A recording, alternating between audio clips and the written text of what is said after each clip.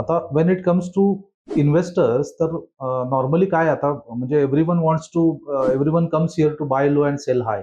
म्हणजे प्रत्येकालाच हे करायचंय. But honestly no one can do this. म्हणजे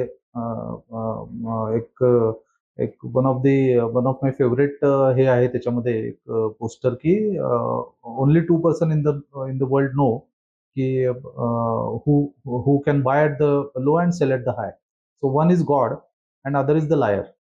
तर हे पण असंच आहे, की या सगळ्या याच्यामध्ये पुढचे 2 महिने, 4 महिने, 6 महिने थोडे टफ जाऊ शकतात, की वॉरचा सिनारिओ कितपत इफेक्टिव्ह होतोय, वॉर किती एस्केलेट होतोय त्याच्यावरती. But hopefully everyone wants peace. त्यामुळे या सगळ्या याच्यामध्ये काय कुठेतरी मार्केट बॉटम आउट होतं. सो इथं करायचंय काय? तर एकतर no action is the immediate action. म्हणजे याचा अर्थ काय, की तुम्ही जर इन्व्हेस्टेड असाल, तर तुम्हाला काहीच ॲक्शन घ्यायची नाहीये. शांतपणे बघत राहायचंय तुम्ही आणि शांतपणे बघताही येत नसेल तुम्हाला, म्हणजे if you can't see what the market is falling day by day and probably your notional mark to market is going down. So what should you do?